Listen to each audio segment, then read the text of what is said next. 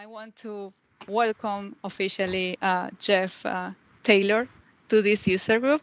Thank you very much for being here today, and please tell us about yourself. Sure. And so feel free to share your screen.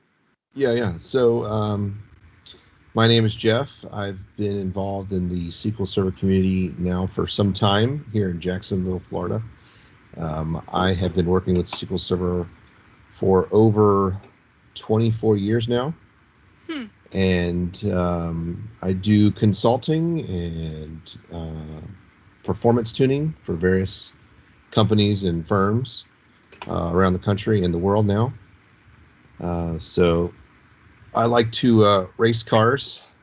There's a couple of SQL guys who like that as well, who I've met and have had quite a few conversations about, which has been a lot of fun. And I'm also a proud father of 3 little crazy kids, which if you have any kids, you know exactly what I'm talking about. All right, so everybody can see my slide, navigate to. Go ahead and navigate to that if you would. I'm going to be putting up a couple polls there in a little bit. If you have any questions, feel free to throw them in there. Also, if you want to play with the pulse, if you're confused, need clarification, throw me a face or a thumbs up or something, and we'll try to address it. You can also chat, type in your question here in Teams. I can also see that as well. So I will try to accommodate you as fast as I can as soon as you ask your question, or you can wait until the end to ask them. All right, let's go ahead and get started. So today we're going to talk about how to tune a multi-terabyte database. I've encountered quite a few of these in my career and have run into a number of performance issues. And most of the issues are pretty easily fixable. So we're going to walk through some of those today to perhaps help you. There's some information about me. I've been a data and software architect for a number of years now. I've been working with SQL Server since version 6.5. I currently am the president of the Jacksonville SQL Server Users Group, and I took that over from Brian and Devin Knight a few years back. There's my contact information. You can email me or hit me up on Twitter, and I also blog at reviewmydb.com. All right, questions. So we're going to do some polls here. So go ahead over to the poll section, and I'm going to kick off the first one here. The first one we're going to look at is what is your role? How many DBAs do we have here? So I'll wait a minute while everybody's punching that in there. Just kind of want to get a feel for the crowd and to see who I need to direct the information to.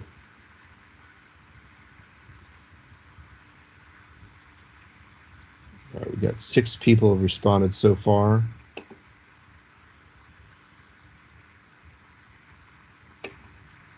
I'll wait another second or two. So Jeff, some of us have multiple roles, so we pick the one that. Pick your primary role. Pick your primary role then, or other if it's too many.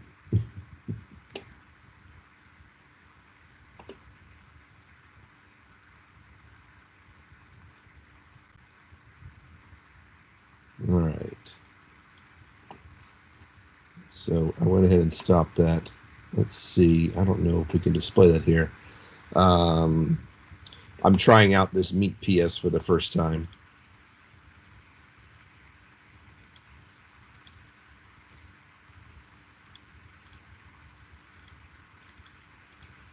All right, so the results are we have about 25% DBAs, we have about 63% developers, and about 12% other. All right, Next poll I'd like to ask you about is what versions of SQL Server are you currently running? If you can go ahead and choose all that apply, because there are some pieces of information that I'll be providing you today that may or may not be available in particular versions of SQL Server. And if you have questions around that later, please ask. And we're looking for those in production.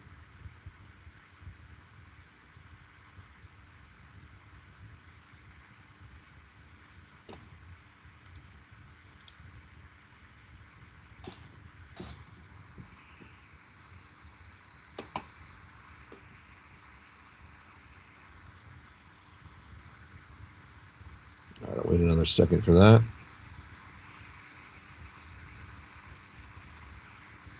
All right, so it looks like we got about 83% of, got a few more votes. 71% in 2019, so that's good. So those of you who are in 2008 R2, you need to upgrade. Got some good performance metrics in 2019 that you could definitely make use of there. All right, so next question. What editions of SQL Server are you currently using? So here is my third and final poll of the night. What are you guys using in production? And you can check multiple here.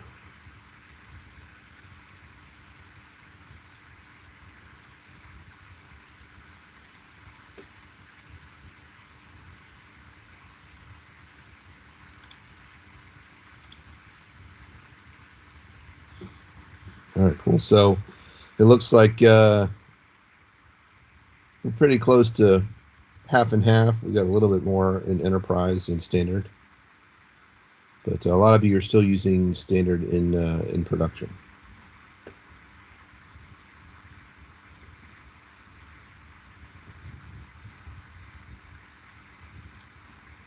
All right. All right, so I want to talk to you about the problems I've encountered in various locations, consulting, and also in my full-time position. I've encountered companies that have had multiple terabyte databases stored in one file group. That's pretty common for those who essentially start a database and don't have a DBA. And it's grown to such an extent that they've never touched it. So a lot of companies are in that situation where you have all of your data stored in one file group. Some of the symptoms were that some of the queries and inserts and updates and backups were quite slow. Sometimes the backups can run, 5, 6, 7, 12 hours at a time. And also database file latency. Database file latency can be very high. One of the recent clients of mine I was working with, their latencies were over 1,000 milliseconds per file, which is quite high. Your target goal should be around 20 or under for most of your data files, and TempDB should definitely be sub 10 milliseconds. And of course, management is like, help, make it faster. So here's what we're going to go over today. We're going to look at what data you have. We're going to determine the queries and filters you use to navigate through that data. We're going to review and adjust data types and talk about what you need to do around that. We're going to talk about data types specifically and data sizes. We're going to talk about some server and database configuration. And then we're going to talk about how to actually do the moving and fixing of that data as needed. And then how we handle cleanup. So the first thing you need to do is kind of determine what data is in your database. Are you primarily a CRUD database? Are you doing insert only? And this can be not necessarily for a database, but it could also be per table too. How do you query your data? So most of the time when you're running queries for an application, you're going to filter on ID, or you're going to filter on date, or you're going to filter perhaps on an active flag, whether something is currently active or needing to be processed. A lot of times you have a status ID. You need to filter by status. Give me everything that's in flight or in a queue. Data retention is important. So you also need to think about every table and how long you need to keep that data around. For log data, sometimes you only need, say, the last 30 days of data. Some data that's, say, a historical transactional type, meaning it's a log of what is actually changed, like change data, that you may need to keep longer. So that could go up to 7 years, or sometimes it's longer. You also need to determine your typical search range. So if you're processing records or orders, say, for a given day, you're probably only going to look at the records that day. If you're looking at, say, like a payroll system, you're going to be looking at the last few weeks, or maybe the last month, or maybe the last 2 months. So figure out what your typical query range is. Where is most of your data coming from in your database? So based on the number of records per period, it also may help you in determining the way you partition or way you store your data. Another thing you need to look at is, does your application use Unicode characters? Unicode characters are nchar, nvarchar, and ntext, which is deprecated, so you shouldn't be using that.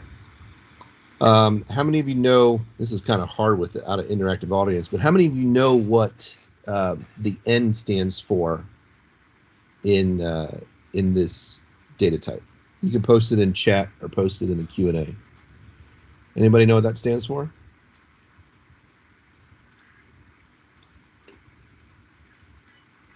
Or you can shout it out if you want to unmute yourself. It's supposed to be using 2 bytes per character, right? It is, but I was just wondering if anybody knows what the N stands for. Probably not. But you're right. It does have 2 bytes extra per character, which is one of the major performance issues that we're going to talk about here. Anyways, the N stands for national language, in case you didn't know. Mm-hmm. All right. Does your database use text, ntext, or image? I hope not, because they're deprecated. And they're also a very big performance hit on your database and on your queries. So if you're using them, I would highly recommend moving away from them. So move to the new data types. So we have varchar max, var binary max. And unfortunately, just changing the data type won't help. So you actually have to create a new column and then move that data over. So how many of you know about the size difference between nvarchar and varchar? The default when you creating a new table, whether it be in Access or in SQL Server, it always defaults to nvarchar typically, right? 50. So nvarchar uses 2 bytes or more per character. So keep that in mind whenever you're designing a new table or scripting it out. Varchar uses 1 byte per character. Let's look at how that looks like on size difference in a large data set. So here is an example script I have. We're looking at 600 million records. So we take this test data here, and we multiply the size of the actual bytes, and we look at it as though if it was stored in a varchar column versus a nvarchar column. We also look at a sample text. So my test 1 and test 2, we're going to look at that here. So we're going to look at the data length. So test 1 is a nvarchar, and you can see that text, which is the same length for both of those, for test 1 is 34 characters, and for test 2 is 17 characters. So if we multiply that times 600 million records, you see test 1 and test 2 size bytes, the next two columns there. You see that this one is about 20 gigs and this is about 10 gigs. So you can see here we've put that in megabytes for you, and then also gigabytes. So you can see just one column with one data type that's nvarchar doubles the space. Think about this every single time you query this table. Think about this every single time you update this table. Think about this for every single index you add to this table. And also your backup and restores. How much more data are you transferring because you're using nvarchar instead of varchar? I mean, if your database is in English or Spanish or regular languages, you don't need nvarchar. But there are international companies that probably will need that for kanji, Russian, Hindi. You know what I mean? Yes, absolutely. So there are special needs for that, and there are also other solutions for that as well.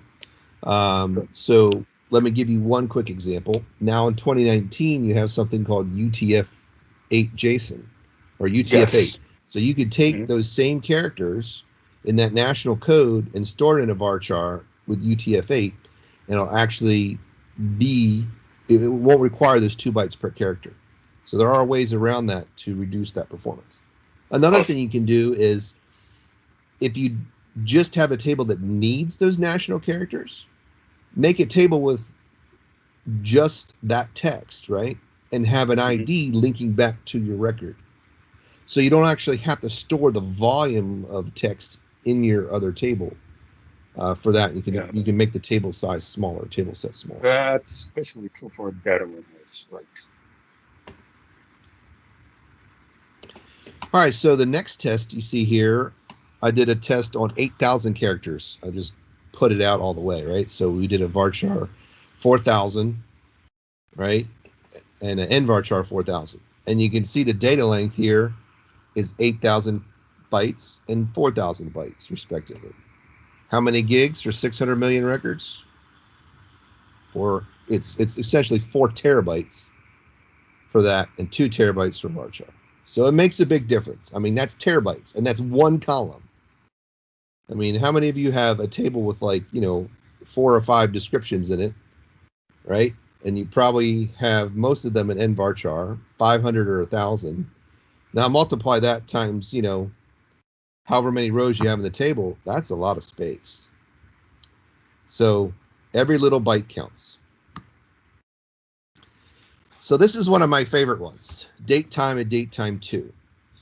And I recently posted a blog on this, so you can check this out if you want to later on. It goes in depth into some of the specifics here.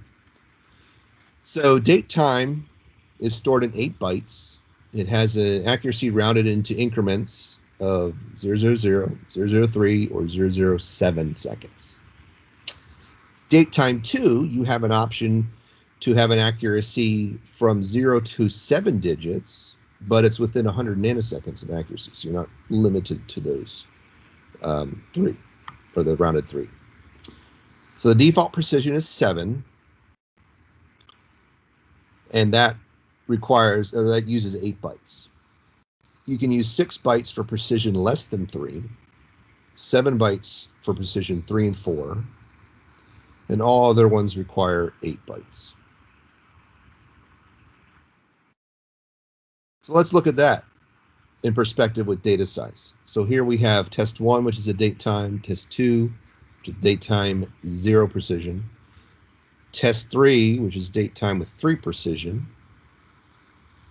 and then we are doing some counts there in data size. So let's look at the data length for those 3. So you can see here are the actual timestamps and their precision. So here's the first time in date time. Here's the next one here, which is date time 0. So notice it only has seconds. If you only need seconds, only store seconds. If you don't need the precision, if you're not a financial or like a marketing account or a marketing firm that's doing down to the nth date time, you don't need that. So don't use it, right? Only use what you need.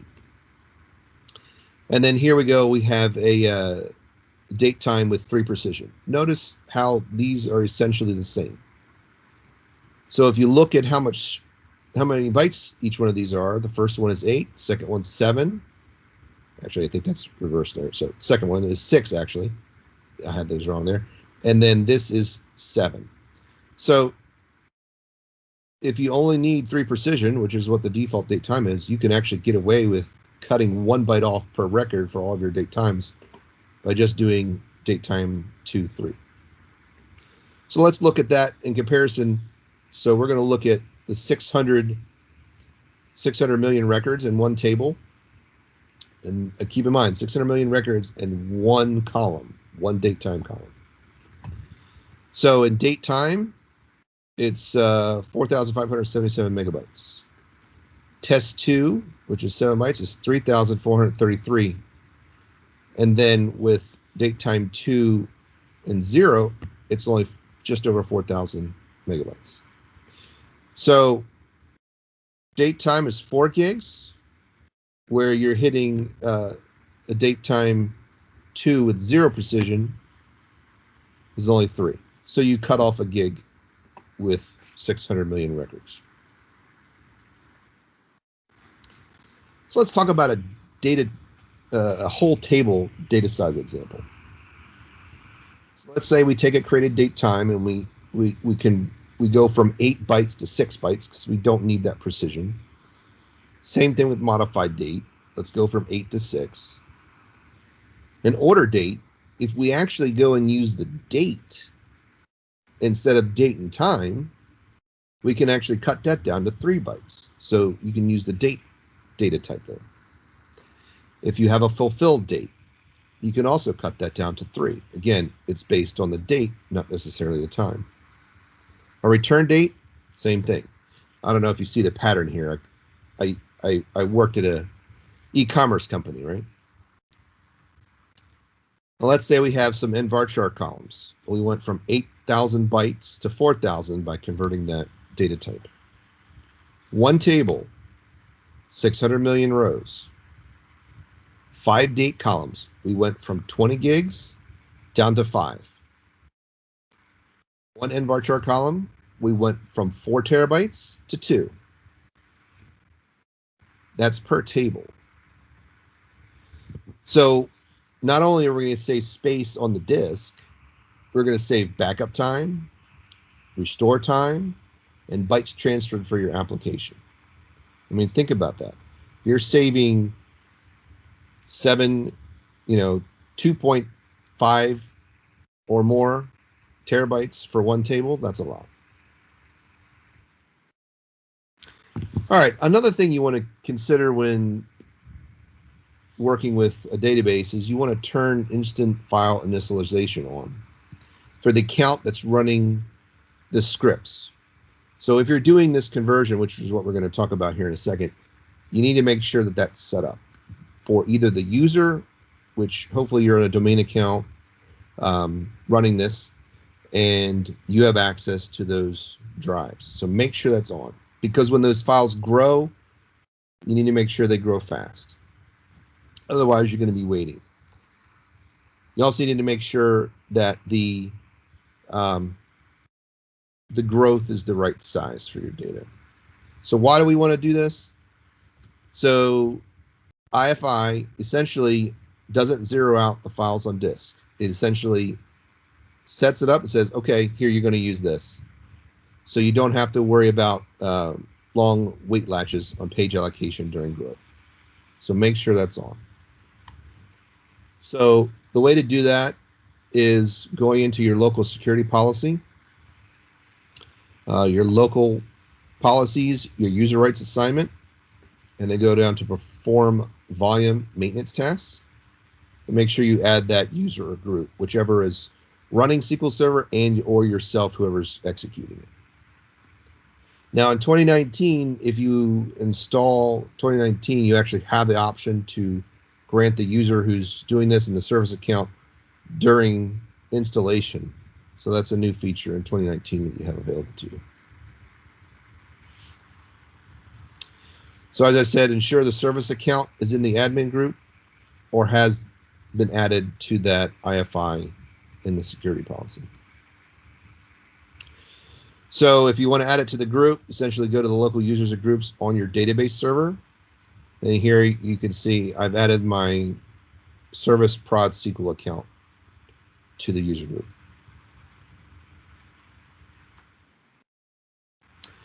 All right, so the next thing you want to do is we want to create some file groups. And I'm going to tell you the pattern that I like to use.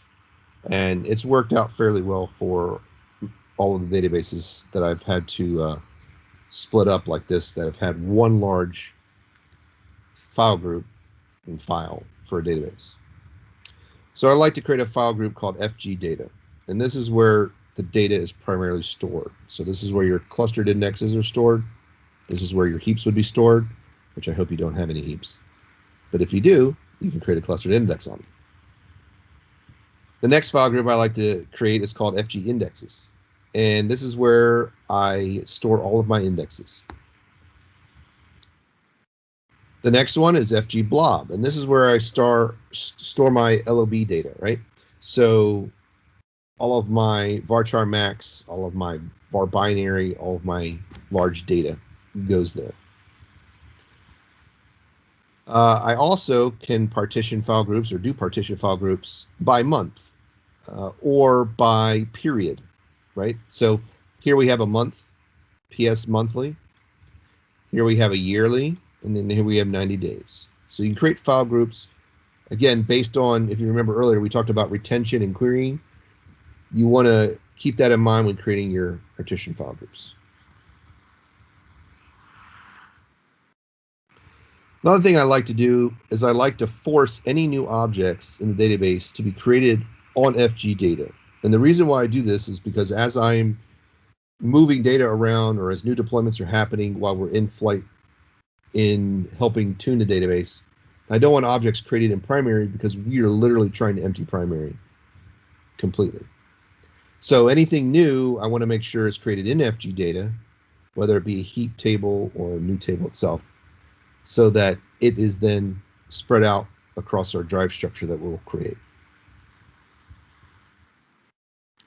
So here's how you add the file groups in using SQL script. So we essentially alter the database and we add the file group. Pretty simple. And then this is how we set the default file group. We alter the database, modify a file group, and set it as default. You can also do this in the UI, which here's an example how you can do this. You go to the database properties. You go to your file groups tab. You type in your file groups here. You can check default and then hit OK, and it'll create them for you.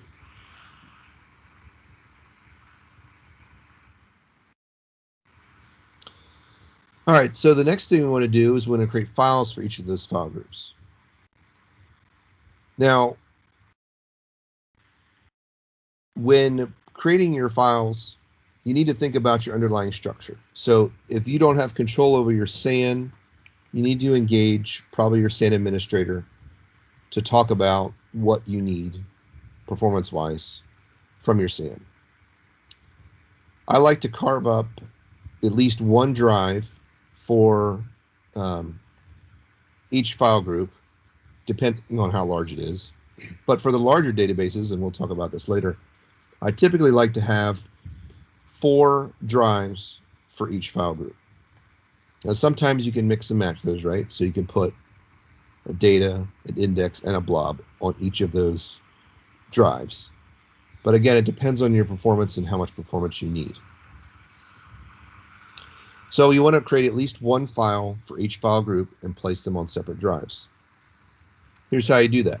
In script, you alter the database, you add your file, and as you can see here, you have the database name, and then I put underscore fgblob, and we add that to the file group blob, and we add it as NDF. Here's our FG file group, or file name. We add our file, and then we add it to the FG file group. Same thing here for indexes. Now, again, here's where your size comes in.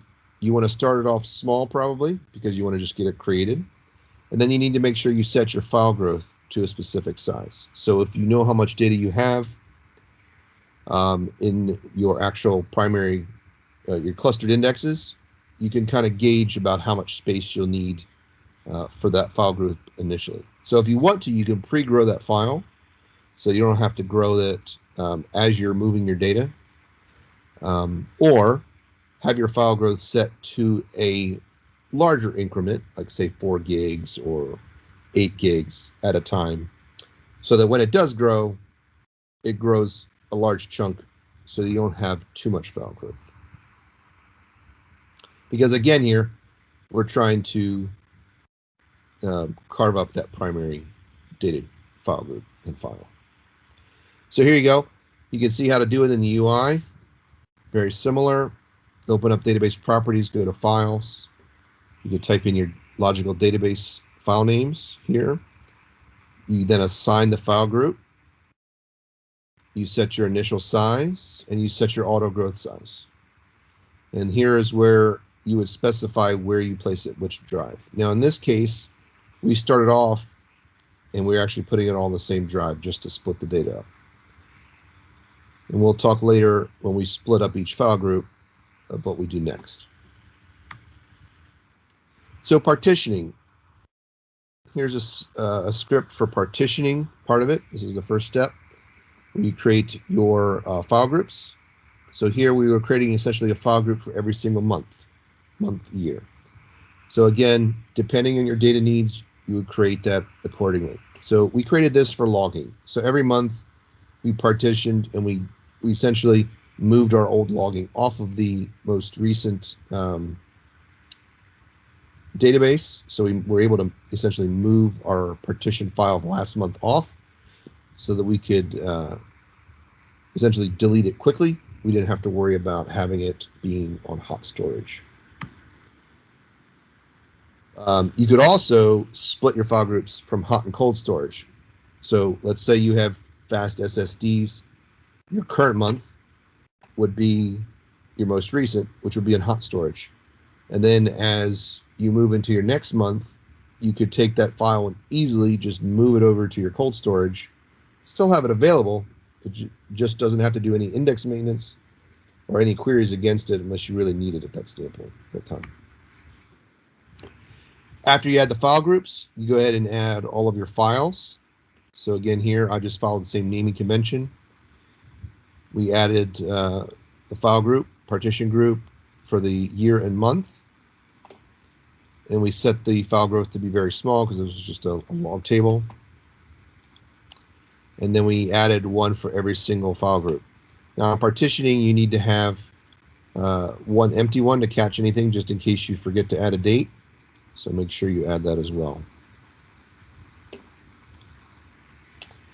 In the UI, same way we added the files for the other data groups, you can add the partition files as well.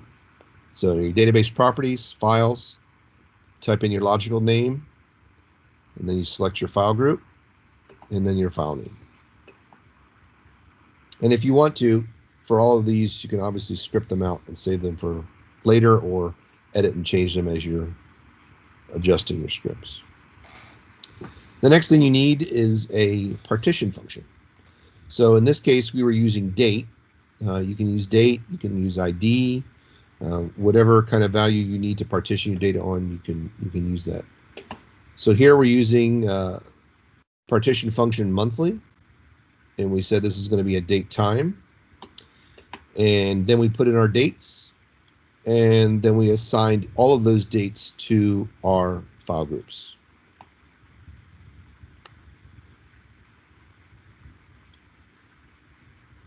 So the next thing we did is that we created our log table. So in this case, we created our log table as usual, but we specified where it was going to be created on. And so in this case, we're going to create the table on our partition scheme. We're going to say use this column here as our datetime partition. So we were using create datetime as our partitioned column. And this needed to be applied to both the clustered index and also to the actual data table itself.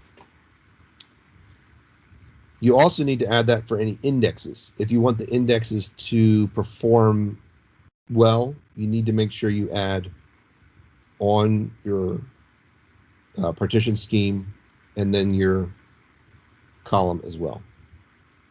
And that way, when you do indexing and rebuilds, you can specify, hey, just rebuild all the indexes on the old ones. You can do that once. And then you only have to do maintenance on the latest one on an ongoing basis. So you don't have to touch all that old data. All right, so let's say after you partition, you still need more performance. Let's say that you went from, I don't know, 1,000 milliseconds to 300 milliseconds latency now that you have essentially 4 files for your database instead of 1. So how do you solve that problem? Well, you create multiple files per file group.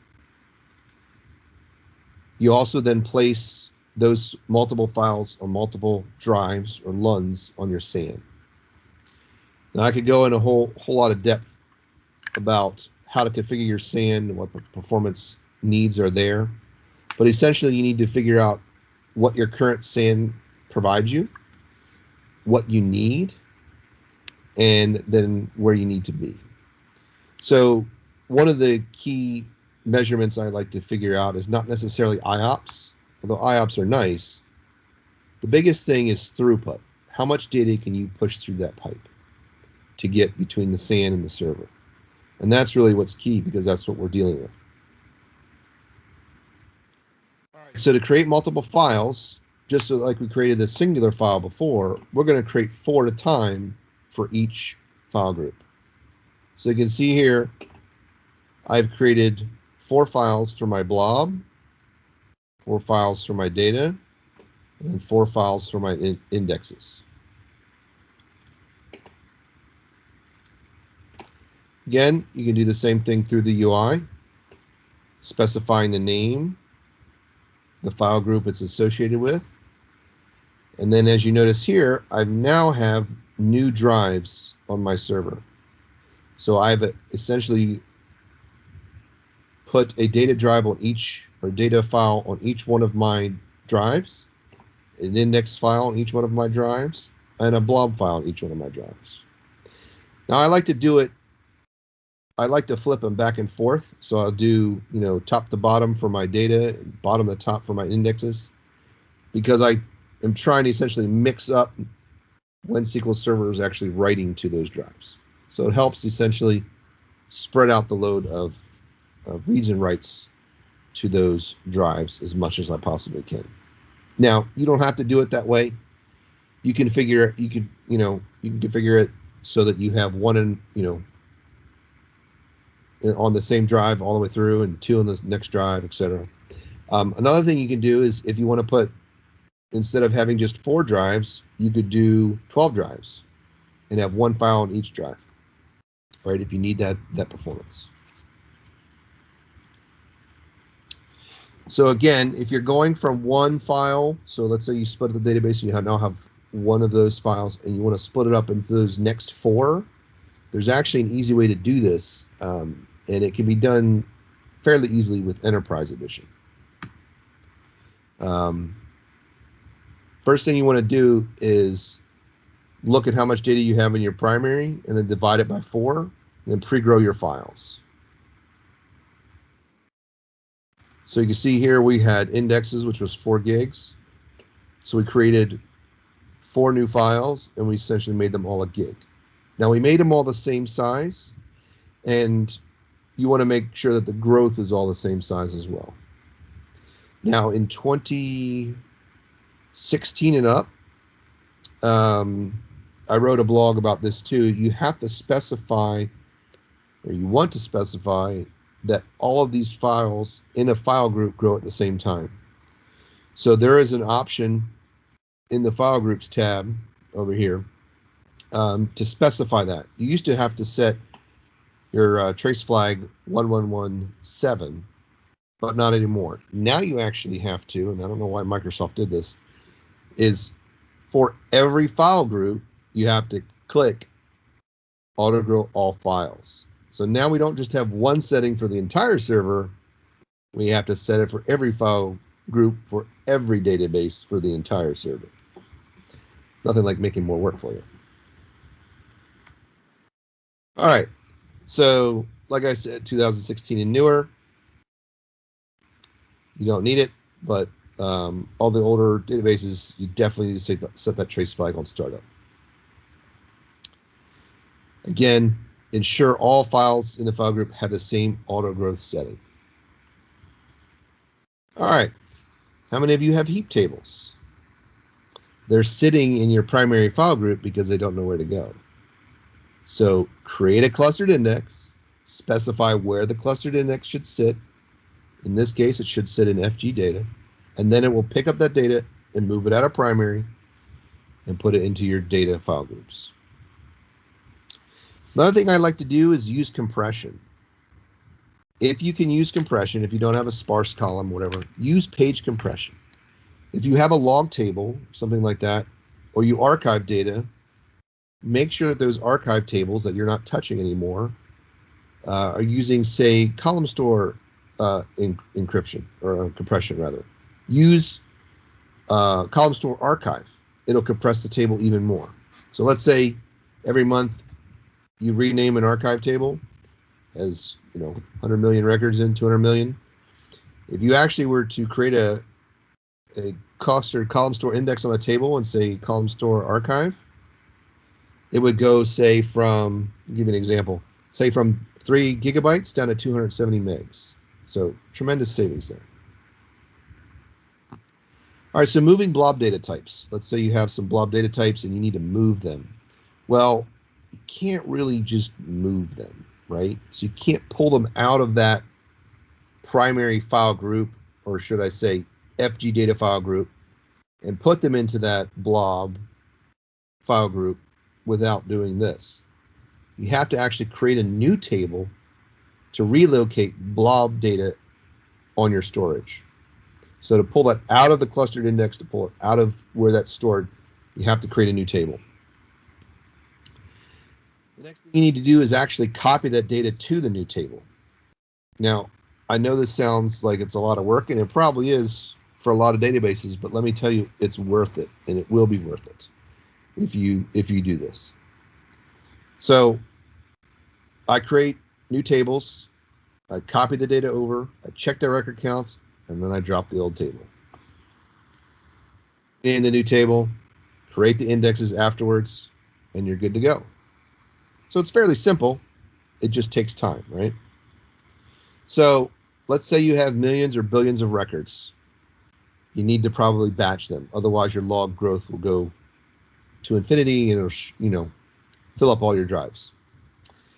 If you can schedule a maintenance window, perhaps use a simple mode during that time if you want to move them for a little faster performance, right? So do your backup, switch it to simple mode, do your data move, right? Turn it back on the full. Then you can drop your old table and then turn full back on and then do your backup. Always batch by your clustered key index for best performance, right? So if you have a clustered key, obviously use that. I like to increment based on, say, 100,000, 250,000, a million records at a time. Figure out what that sweet spot is for your system, do some tests, and then batch it by that and just rotate through those records until you get them all transferred. So for existing indexes, you can rebuild those, put them on the new file groups. Again, add data compression. It'll help with space savings. Also, I would highly recommend sorting them in TempDB. So the reason why you want to do that is, number one, hopefully your TempDB is fast, right? Faster than your data drives. If you're using 2019 and Enterprise, your TempDB could be sitting in memory, right? So it doesn't actually have to touch disk as long as you have enough memory for that.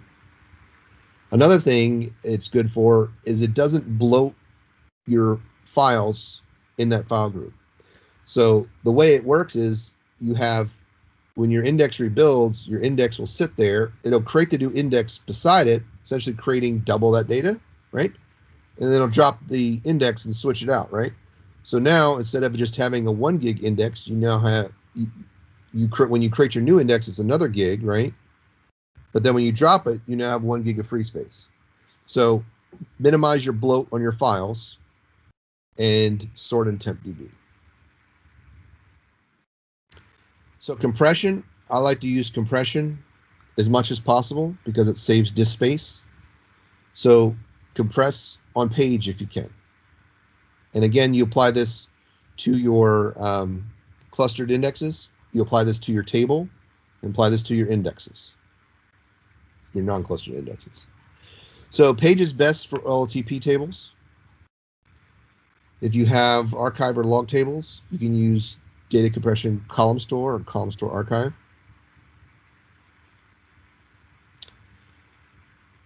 If you have more data, if you end up needing more performance, you can add more files to each file group, right? So kind of the limitation that you could run into is, say, your processors.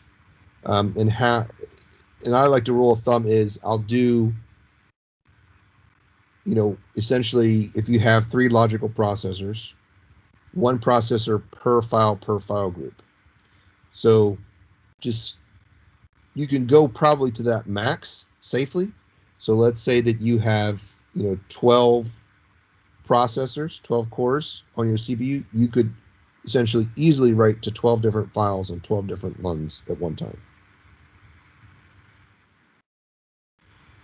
So let's go back and split our one index from the 4 gig one file here to 4 files, each a gig, right? So we've created those new file groups, and we're going to now move that data. So because of adding the new files, your file groups are now lopsided, right? So you want them always to be even. So there's a simple way of fixing that. Now, I know you're probably going to say, oh my word, he's shrinking the file, but we're going to empty the file, okay? And what empty file does is actually splits that one file group and that one file evenly to those other 4 files in that same file group. So you get to that by going to the database, task, shrink, files, and then empty file by migrating the data to other files in the same file group. So this is not shrinking like you typically know shrinking, where it's going to essentially mess up all your indexes. Essentially, it's moving the blocks under the covers from one file to the other 4 files.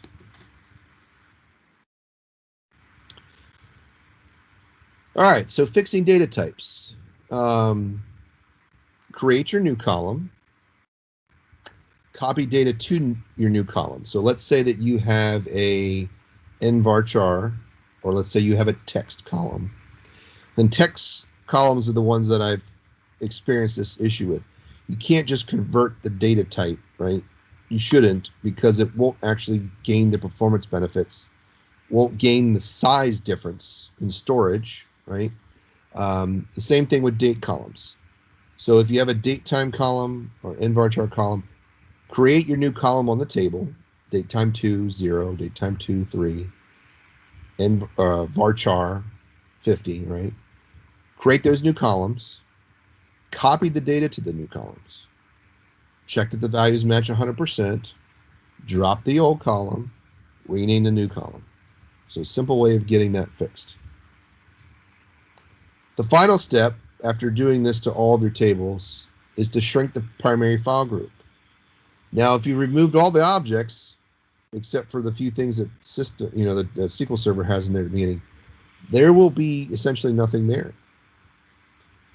And all you have to do is do truncate only, and it literally should drop in seconds or less, right? And it's not going to fragment anything because again, all your objects are gone. So the way you do this to the UI is go again to database and then tasks and shrink, and then you select your primary file group, and then you release your unused space.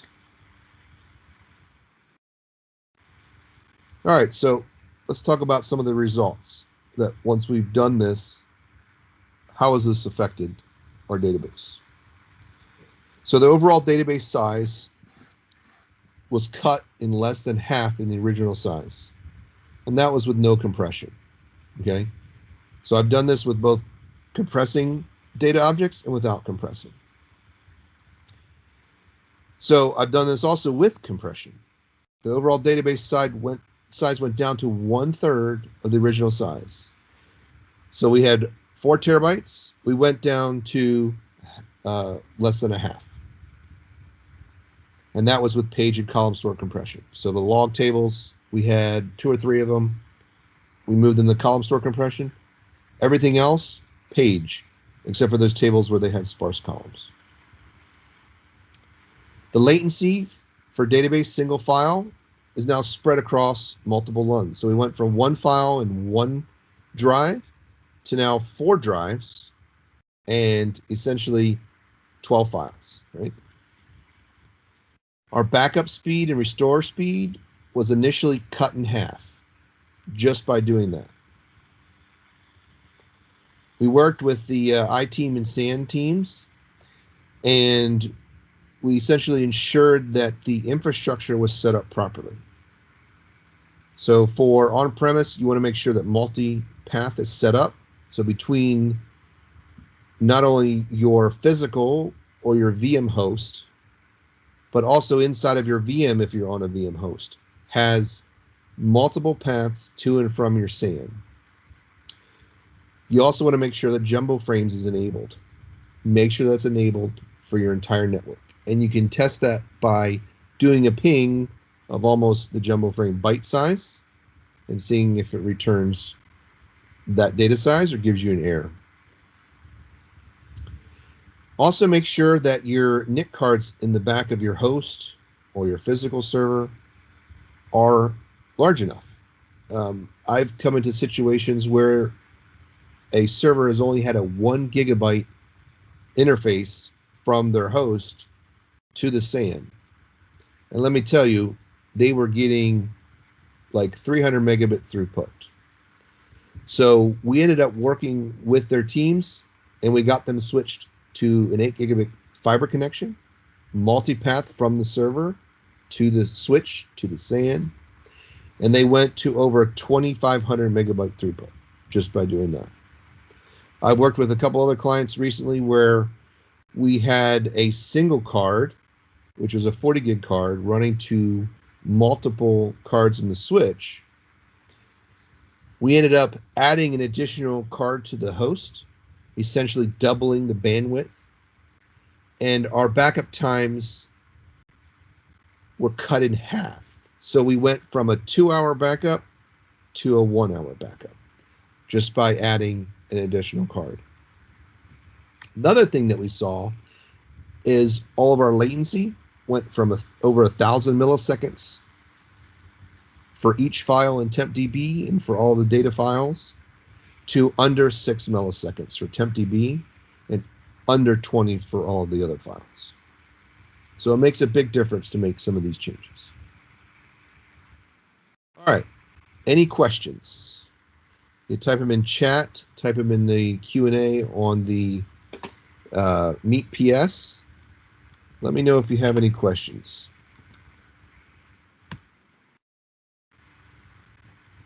And while you're thinking about those, if you want to look at some of the data type resources that Microsoft has out there, here are some links talking about the datetime data types, the nvarchar and nchar data types and sizes, and then also the deprecated ones, text and image.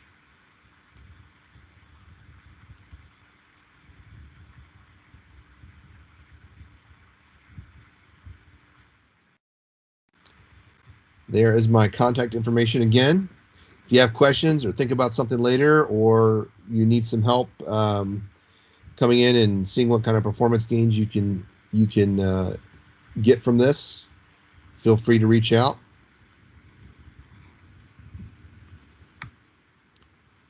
And also plug for the SQL Server Users Group here in Jacksonville that I run. We're having an event next week, next Wednesday actually. So if you're interested, sign up for that.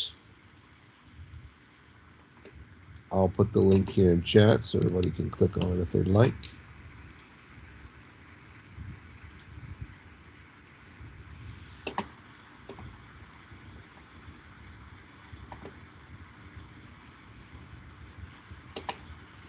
Also, is there anything that I didn't cover or something that maybe I touched on that you might want to hear about more in depth next time? I always try to add new things to the session. So if there's anything that you can think of that you may want to know about with performance that has to do with multi-terabyte databases and what I've already talked about, drop me an email, let me know, and I'll work that into the next presentation.